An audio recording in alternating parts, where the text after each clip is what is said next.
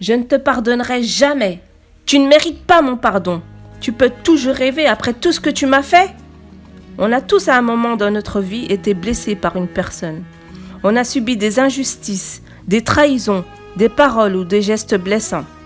Depuis, nous n'avons pas pardonné et nous sommes restés coincés dans ce passé avec nos colères, nos rages, nos rancunes, nos peines et nos peurs. On a tous eu l'espoir qu'un jour cette personne présente ses excuses, mais elle a sûrement déjà oublié et passé à autre chose. Ou peut-être qu'elle ne s'est pas rendue compte qu'elle nous a terriblement offensés. Et nous attendons et attendons encore. L'attente est longue et pendant ce temps, la rancœur, le mal-être nous ronge. On en devient malade et nous tombons dans la dépression. On est souvent incapable de retourner cette haine et cette colère à la personne qui nous a blessés. C'est pour cela que très souvent on la garde en nous. Tant que tu restes dans cette colère et cette haine, tu te fais du mal. Tant que tu ne pardonnes pas, tu t'empoisonnes à petite dose tous les jours. Comme le dit si bien ce proverbe, rester en colère, c'est comme saisir un charbon ardent avec l'intention de le jeter sur quelqu'un, mais c'est vous qui vous brûlez. Je ne dis pas que tu n'as pas le droit d'être en colère. Oui, tu peux exprimer toutes ces émotions. Mais un jour, il faudra sortir de cette rancune envers cette personne qui t'a blessé et essayer de lui pardonner.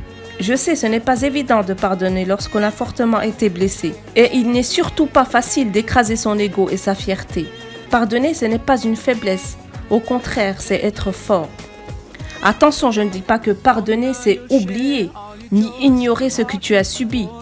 Pardonner, c'est ne plus laisser toutes ces émotions empoisonner ta vie. Quand on est en colère, on n'a qu'une seule chose en tête, c'est se venger.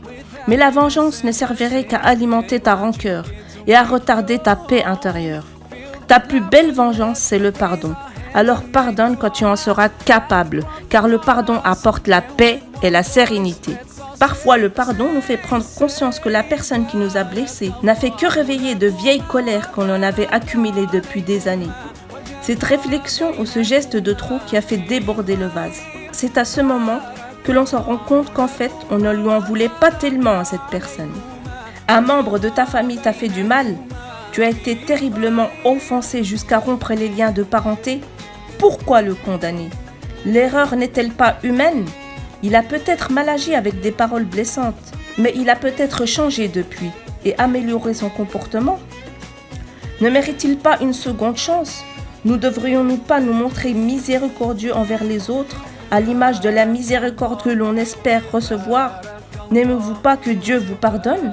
Pardonne-lui comme tu voudrais qu'on te pardonne. Néanmoins, pardonner ne signifie pas tout accepter de l'autre et se laisser encore piétiner et renoncer à ses droits, ou cautionner les gestes et nier que rien ne s'est passé, ou se réconcilier avec la personne qui t'a fait du mal.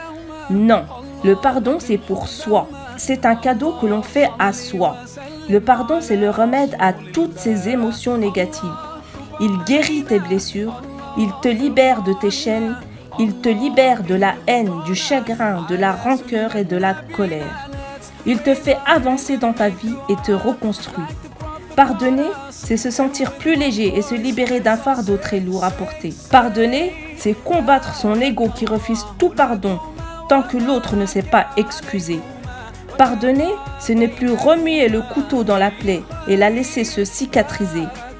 Pardonner, c'est ne plus ressasser ce passé douloureux. Pardonner, c'est s'autoriser à ne plus souffrir à cause de l'autre. Pardonner, c'est se sortir de cette prison et vous rendre compte que le prisonnier, c'était vous. Pardonner, c'est aussi se pardonner soi-même. Me pardonner de m'être laissé souffrir par toutes ces émotions négatives qui sont la colère, la haine, la rancune et me dire désolé, désolé pour cette souffrance que j'ai pu me faire subir. Me dire merci, merci de m'avoir fait prendre conscience de cette souffrance et me dire je t'aime et je ne te laisserai plus souffrir. Pardon, désolé, merci, je t'aime. L'important est de répéter ces mots chaque jour pour vous libérer et vous redonner la paix intérieure. Pardonner ne se fera pas du jour au lendemain. C'est un cheminement long qui prend du temps. Parfois, il est difficile de pardonner, voire impossible selon les cas. La douleur est tellement grande que certains ne trouvent pas la force de pardonner. Je ne dis pas que c'est une obligation ou une contrainte de pardonner à l'autre. Je dis tout simplement que si tu en es capable, pardonne, car le pardon n'est pas quelque chose que nous faisons pour les autres, nous le faisons pour nous-mêmes afin d'aller mieux et d'aller de l'avant. Chacun de nous a vécu des histoires différentes. Chacun doit trouver sa propre méthode qui lui correspondra pour pardonner. Car le vrai pardon est un choix qui vient du cœur. Comme le dit si bien ce proverbe, pardonner ne revient pas à dire « j'accepte ce que tu as fait ». Cela signifie plutôt « je ne suis plus disposé à souffrir à cause de tes actes ». Après tout, si nous gardons la rancune au cœur, nous ne faisons que nous punir nous-mêmes. Our hearts are full of pleasure, a day that brings the two of you close together. We're gathered here to celebrate a moment you'll always treasure. We ask all